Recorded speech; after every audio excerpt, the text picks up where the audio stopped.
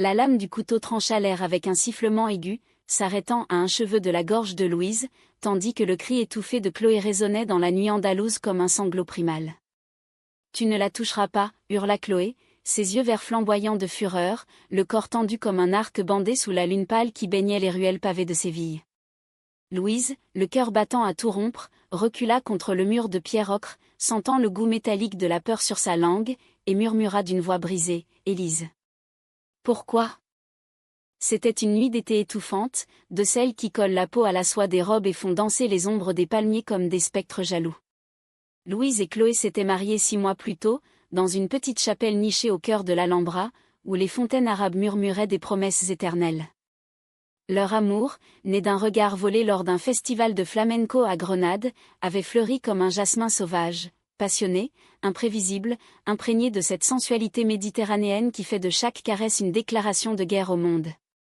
Chloé, fille d'un vigneron basque expatrié en Andalousie, portait en elle la fierté rugueuse des terres arides, son corps sculpté par des années de danse et de vendange. Louise, parisienne exilée pour fuir les chaînes d'un passé familial étouffant, avait trouvé en elle un refuge, une flamme qui consumait ses doutes comme l'azur andalou efface les nuages. Elle vivait désormais dans une finca restaurée sur les collines de Ronda, un havre de paix où les oliviers centenaires veillaient sur leur bonheur naissant. Les matins étaient faits de café noir et de baisers paresseux sous les draps de lin, les après-midi de promenades main dans la main le long des sentiers poussiéreux, et les nuits. Ah, les nuits étaient un feu d'artifice de murmures et de rires étouffés, où leurs corps s'entremêlaient comme les racines d'un arbre ancien. « Tu es ma liberté, Louise » chuchotait Chloé, ses doigts traçant des arabesques sur la peau pâle de sa femme, tandis que Louise, les yeux mi-clos, répondait « Et toi, mon éternité ?» Mais l'éternité, comme le vent sirocco, porte parfois des poisons invisibles. Élise, la mère de Chloé, avait débarqué sans prévenir, un après-midi de juillet où l'air vibrait de cigales enragées. Élise n'était pas une femme ordinaire. Née à Bilbao d'une lignée de commerçantes impitoyables, elle avait gravi les échelons d'une multinationale pharmaceutique avec la froideur d'un scalpel, divorcée 2 fois, sans enfants autres que Chloé, qu'elle avait élevée comme une extension de son ambition. À 55 ans, Élise était une tempête en tailleur, cheveux gris acier tirés en chignon impeccable, lunettes à monture d'acier qui masquaient des yeux d'un bleu glacier, et une voix modulée comme un contrat verbal. Elle haïssait l'Andalousie pour sa paresse sensuelle, qu'elle qualifiait de « décadence latine », et tolérait à peine le mariage de sa fille, qu'elle voyait comme une rébellion futile contre l'ordre naturel des choses. « Ma chérie », avait-elle dit en franchissant le seuil de la finca, un sac Louis Vuitton à la main, « Paris t'attend. Et moi avec. » Chloé avait ri, nerveuse, en l'embrassant sur les 2 joues, tandis que Louise, depuis la cuisine, observait la scène avec un malaise croissant. Élise avait balayé la pièce d'un regard critique, les tapis berbères, les poteries ébréchées, les photos de leur union affichées fièrement sur le manteau de la cheminée. Charmant, avait-elle commenté, mais si provincial.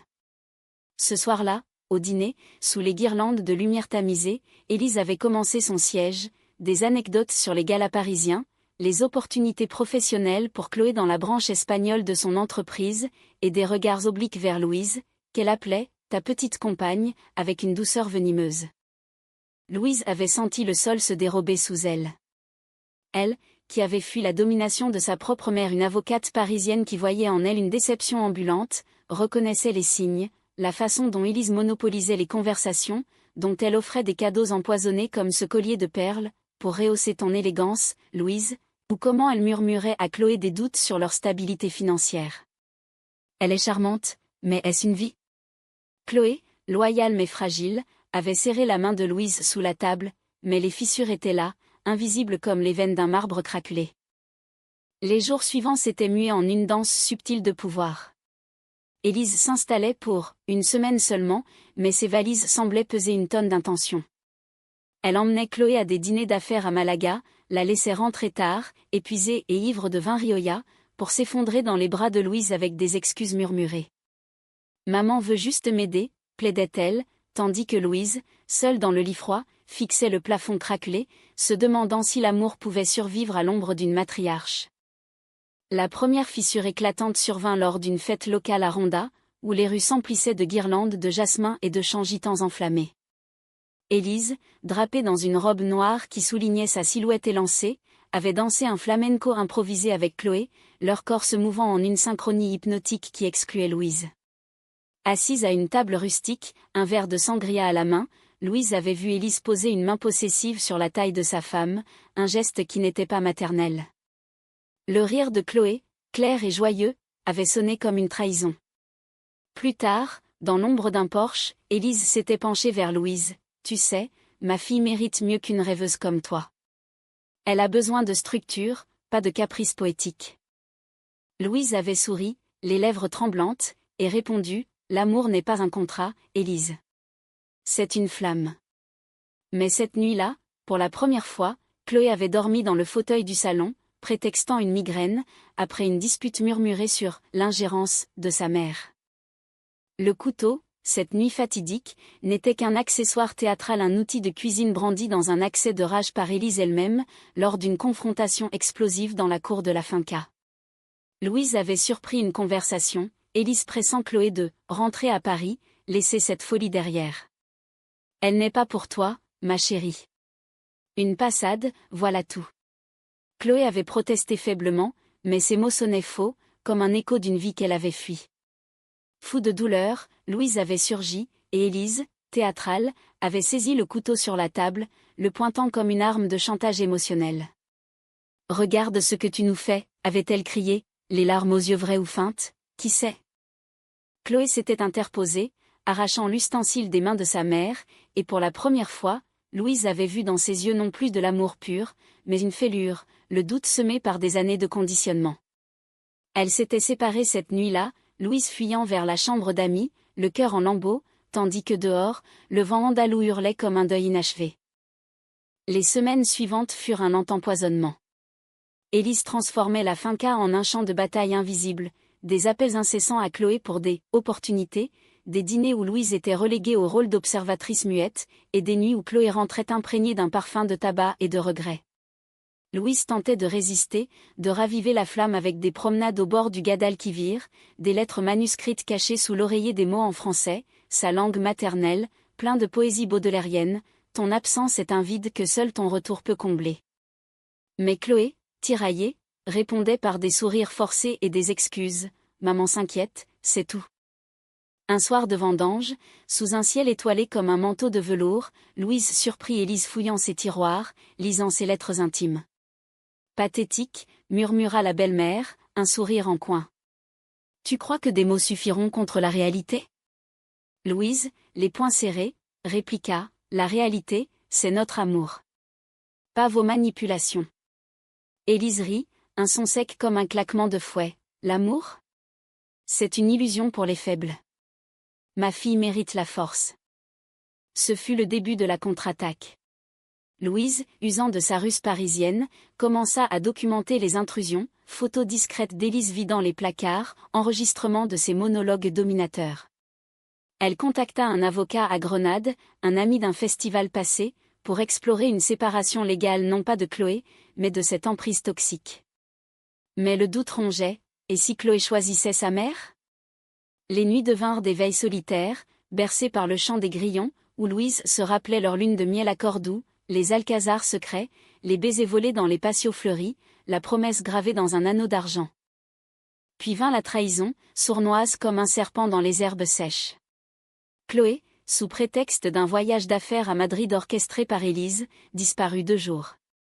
Louise, rongée d'angoisse, fouilla son téléphone, un geste qu'elle regretta aussitôt. Des messages, maman a raison, je me sens perdue ici. Paris me manque. Toi aussi, peut-être. Signé d'un collègue, un certain Ravière, mais les mots étaient d'Élise, dictés à distance. Pire, une photo, Chloé dans un bar chic, le bras d'un homme autour de sa taille, un geste innocent ? Ou le premier pas vers l'abîme ?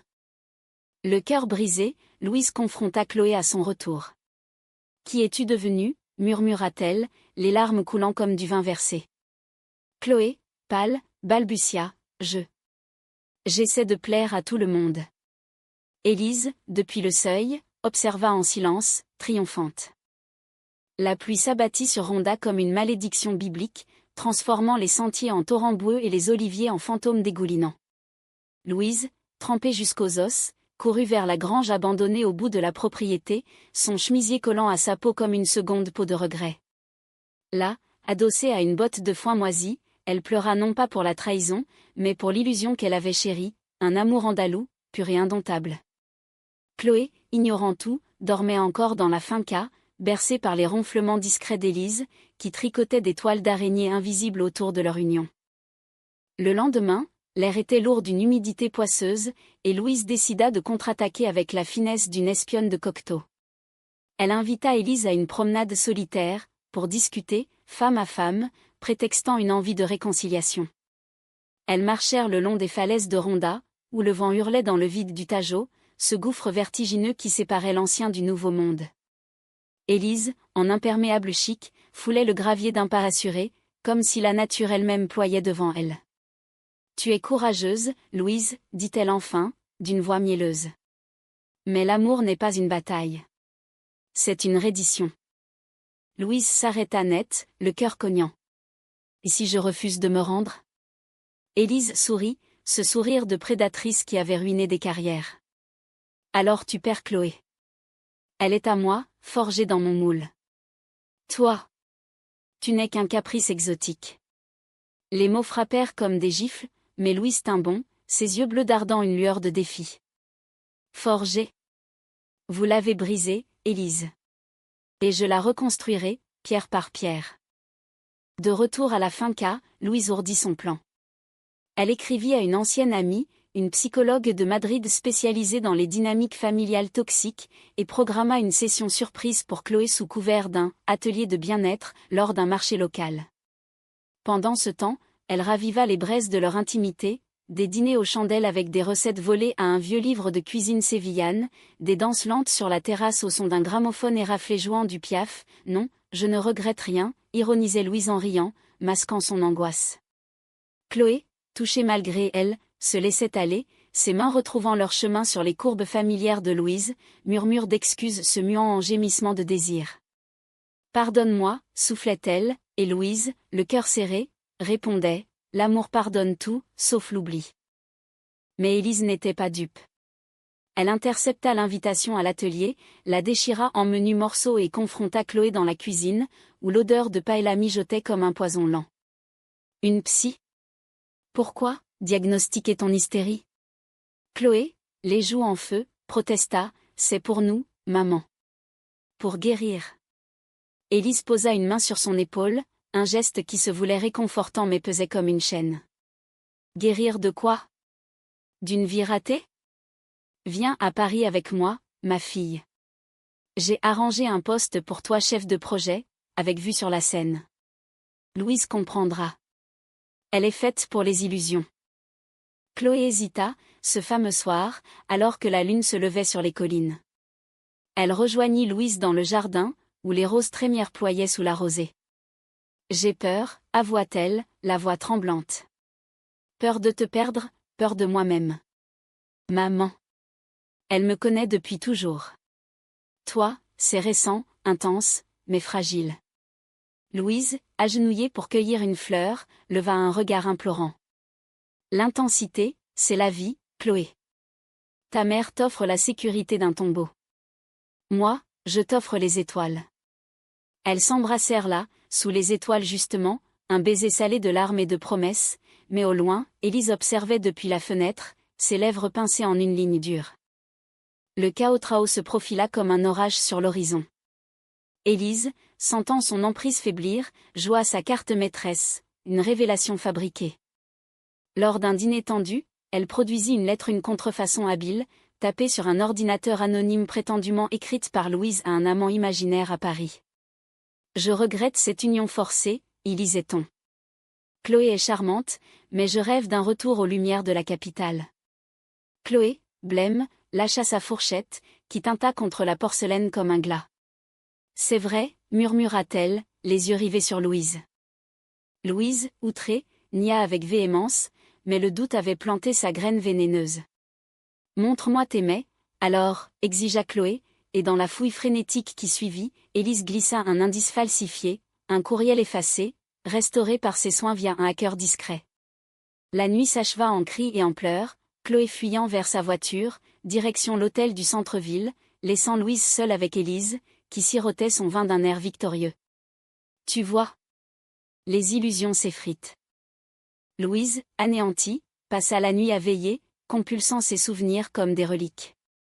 Elle se rappelait leur premier rendez-vous, un tableau enfumé à Grenade, où Chloé avait dansé le bulria avec une grâce féline, ses hanches ondulant comme des vagues, et Louise, captivée, avait osé l'inviter pour un verre. Leur connexion avait été immédiate, électrique, des discussions sur Sartre et les passions inutiles, des rires complices sur les absurdités de l'exil. Comment en était-elle arrivée là? À cette guerre froide où l'amour se muait en cheminée? Au lever du soleil, Louise agit. Elle contacta l'avocat, qui confirma la supercherie via une expertise rapide. L'IP de la lettre menait à un café madrilène fréquenté par Élise. Armée de preuves, elle se rendit à l'hôtel, où Chloé, les yeux gonflés, l'accueillit avec un mélange de méfiance et d'espoir. « J'ai douté de toi », avoua-t-elle, brisée. « Et de nous ?» Louise, posant les documents sur la table, murmura, « Le doute est le poison de ta mère. Mais l'amour est l'antidote. » Lis. Chloé lut, et les larmes coulèrent non de rage, mais de libération. Elle appela Élise sur le champ, la voix ferme pour la première fois, « Maman, c'est fini. Les mensonges, l'emprise.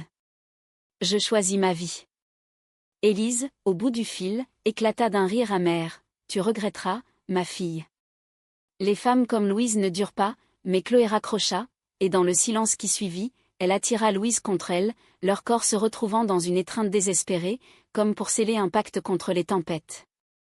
Pourtant, la paix fut éphémère.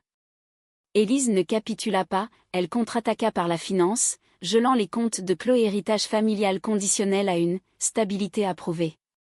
La finca, hypothéquée pour leur rêve commun, devint un fardeau. Chloé, déchirée entre loyauté filiale et amour conjugal, sombra dans une mélancolie andalouse, des jours aérés dans les champs, cueillant des oranges amères, des nuits à fixer le plafond, murmurant des « et si » qui poignardaient Louise comme des épines. Louise, stoïque, chercha du travail, traduction freelance pour des maisons d'édition barcelonaises, inspirées de leur histoire, un roman naquit ainsi, fragment de leur passion mis en mots. Mais la tension culmina lors d'une visite surprise d'Élise, qui débarqua avec un chèque et un ultimatum, « Prends-le, et pars. Ou perds tout. » Chloé, face à sa mère, vacilla, un instant, ses yeux se posèrent sur le chèque, tentation d'une vie facile. Louise, depuis le seuil, sentit son monde basculer, était-ce la fin? Le soleil de midi flagellait la terrasse comme un inquisiteur impitoyable, et Chloé, les mains tremblantes, fixait le chèque posé sur la table en mosaïque, un rectangle blanc qui symbolisait non pas la liberté, mais l'esclavage doré. Élise, impériale dans son ensemble crème, croisa les bras, son regard bleu transperçant comme une lame. « C'est pour ton bien, ma chérie. » Une nouvelle vie, sans ces chaînes sentimentales. Louise, en retrait près de la porte-fenêtre, sentit une nausée monter. La trahison n'était plus subtile, elle était nue, crue, comme le paysage aride qui s'étendait au-delà. Chloé leva les yeux, son visage, ce visage que Louise avait appris à lire comme un poème de Lorca marqué par le tourment. « Maman, je ne peux pas, balbutia-t-elle, mais sa voix se brisa, et Élise en profita, s'avançant d'un pas fluide pour caresser la joue de sa fille. « Tu peux, et tu le dois. Regarde-toi, usé, perdu dans cette mascarade. Paris t'attend, avec ses lumières, ses opportunités. Et moi. » Le geste était tendre, presque maternel, mais Louise y décela la possessivité d'une amante éconduite, une jalousie refoulée qui avait pourri l'enfance de Chloé. « Assez », explosa Louise, surgissant comme un tourbillon, balayant le chèque d'un revers de main. Il voltigea dans l'air chaud, atterrissant au pied d'Élise comme une feuille morte. « Vous n'êtes pas sa sauveuse, Élise. Vous êtes son geôlier. » La belle-mère se redressa, les lèvres pincées. « Et toi, sa bourgeoise déchue? Sans moi, vous n'avez rien. Cette finca? Un rêve de gamine. » Chloé, pétrifiée, murmura, « Arrêtez. S'il vous plaît. » Mais les mots libérés ne se ravissent pas. Louise, les larmes aux yeux, se tourna vers Chloé, « Choisis. Maintenant. Elle, ou nous. » Le silence s'étira, interminable, seulement rompu par le bourdonnement d'une abeille errante. Chloé, les épaules voûtées, tendit la main vers Louise, un geste hésitant, mais réel. Élise, blême, recula, tu le regretteras. Je te l'ai dit. Elle tourna les talons, claquant la porte vitrée derrière elle, et le bruit résonna comme un point final. Pourtant, ce n'était que le prélude au chaos. Élise, loin d'abdiquer, lança une offensive légale, contestation du mariage, allégation de manipulation financière, tout pour discréditer Louise. Les journaux locaux, ceux que sa multinationale influençait, publièrent des articles voilés, drame familial dans les collines de Ronda, amour ou escroquerie. Chloé, bombardée de messages culpabilisants, sombra dans une dépression silencieuse, passant des heures à fixer l'horizon, un verre de manzanilla à la main. Louise, veillant sur elle comme une sentinelle, lisait des passages de son roman inachevé pour la distraire, des histoires d'amantes rebelles, de passions qui défient les conventions. Un soir d'octobre, alors que les feuilles des vignes rougissaient comme du sang dilué, Chloé confia son secret le plus lourd. Assise sur un banc de pierre près du puits, sous un ciel parsemé d'étoiles filantes, elle murmura « Maman. Elle n'a pas toujours été ainsi. Après le divorce de papa, elle m'a élevée seule, en me faisant croire que j'étais son unique trésor. Mais c'était de la peur, Louise. Peur de l'abandon. Et moi, j'ai absorbé ça comme une éponge. » Louise, la serrant contre elle, répondit doucement, « L'amour n'est pas une dette. C'est un don. Et tu es libre de le rendre. » La guérison fut lente, tissée de petites victoires, une thérapie conjointe à Grenade, où Chloé apprit à dénouer les nœuds de son enfance, des week-ends à Séville, dansant le flamenco pour exorciser les fantômes, et des nuits où leur intimité renaissait, plus profonde, marquée par les cicatrices mais enrichie de vérité. Louise acheva son roman, Les ombres d'Andalousie, un récit semi-autobiographique dédié à Chloé, et l'envoya à un éditeur parisien. Ironie du sort, une maison concurrente à celle d'Élise. Le manuscrit fut accepté, avec une avance modeste mais symbolique, leur indépendance. Pourtant, le fantôme d'Élise rôdait. Une lettre arriva un matin brumeux, cachetée d'un sceau élégant, « Je pars pour New York. Mais souviens-toi, Chloé, le sang est plus épais que l'amour. Si tu as besoin de moi, je serai là. » Pas d'excuses, pas de regrets, juste une porte entr'ouverte pour une rédemption future. Chloé, la lisant à voix haute, rit amèrement, elle ne change pas. Mais moi, si. Louise, souriante, ajouta, et nous, ensemble, encore plus. Le climax inattendu survint lors d'une lecture publique à Malaga, où les ombres furent lancées sous les applaudissements d'une salle comble. Chloé, fière, se tenait au premier rang, mais au milieu de la foule, Élise apparut non comme une ombre, mais comme une spectatrice anonyme. Après la séance, elle s'approcha, le visage adouci par les ans ou la défaite. « J'ai lu ton livre, Louise. C'est poignant. » Un silence, puis, « Pardonne-moi, Chloé. J'ai eu peur de te perdre. » Chloé, les yeux humides, hocha la tête, « Tu ne m'as pas perdue. Mais tu dois apprendre à me laisser voler. » Ce fut un armistice fragile, Élise promit de respecter leurs limites, de visiter sans envahir, et pour sceller cela, elle offrit un cadeau inattendu, les titres de propriété de la finca, libérés de toute hypothèque. « Pour votre nid, dit-elle, d'une voix presque vulnérable. Louise, méfiante, accepta pour Chloé, mais intérieurement, elle jura de veiller, l'amour, comme l'Andalousie, est beau mais traître. Les mois suivants furent un renouveau. Elles rénovèrent la finca, un atelier pour l'écriture de Louise, un petit domaine viticole pour Chloé, qui planta des cépages basques en hommage à ses racines. Leur amour, jadis flamboyant, se fit plus nuancé, des matins calmes à partager le journal, des soirées à philosopher sur Verlaine sous les étoiles, des caresses qui parlaient de résilience plutôt que de conquête. Louise écrivit une suite à son roman, explorant la rédemption familiale, tandis que Chloé, libérée, lança un blog sur le vin et l'empowerment féminin, attirant une communauté de lectrices qui voyaient en elle un phare. Mais la vie, cruelle dans sa tendresse, réservait une ultime épreuve. Élise, lors d'une visite de Noël, confia un cancer en phase précoce, rien de grave, mais il est temps de réparer. Chloé, dévastée, oscilla entre rancœur et compassion. Louise, sage, l'accompagna à Paris pour des traitements, transformant la ville lumière en un pont plutôt qu'en un mur. Là, dans un café des quais, Élise et Louise eurent une conversation sans phare. « J'ai été monstre », admit la belle-mère. « Parce que j'aimais trop. » Louise, posant une main sur la sienne, répondit « L'amour trop n'est pas amour. C'est peur.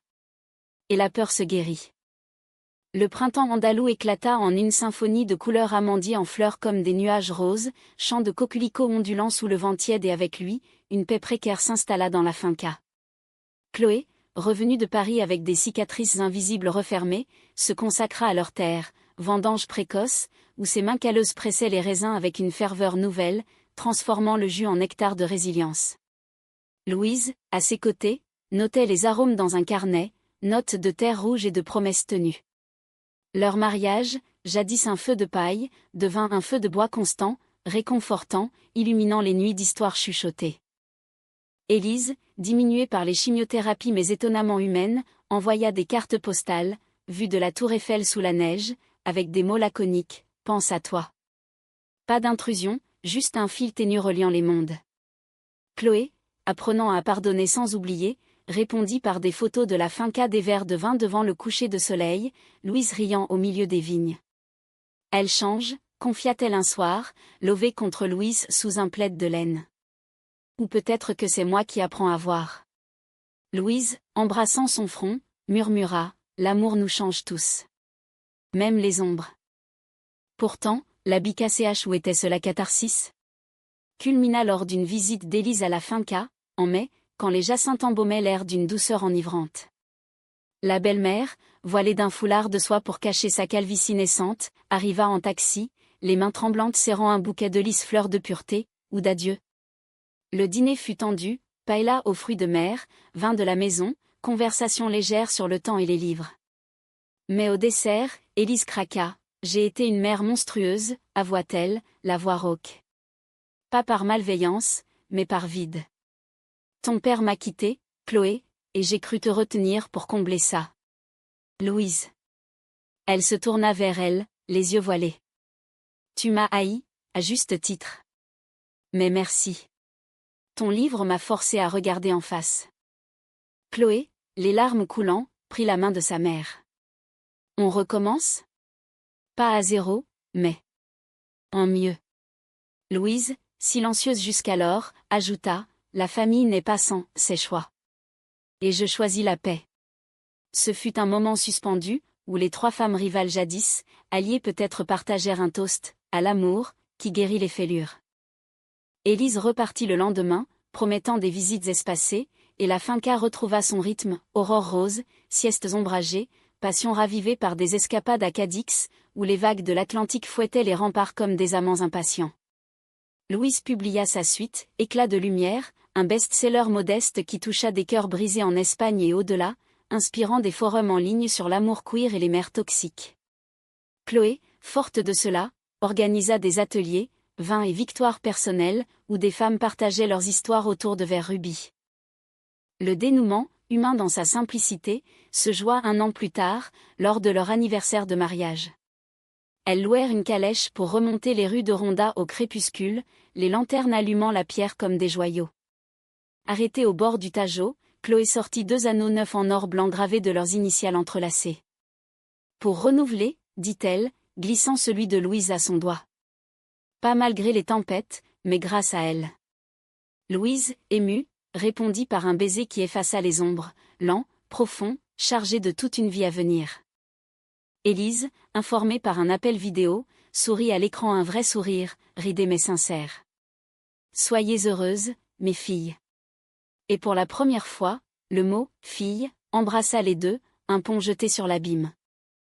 Ainsi, dans les collines d'Andalousie, où le vent porte les échos des gitans et des poètes, Louise et Chloé vécurent non pas un conte de fées, mais une saga humaine, d'amour conquis, de trahison surmontée, de rédemption murmurée. Leur union, forgée au feu de la douleur, brilla d'une lumière douce, celle de l'humanité, imparfaite et infiniment belle. Et sous les étoiles éternelles, elles dansèrent, main dans la main, vers un horizon où l'amour, enfin, n'avait plus d'ennemis.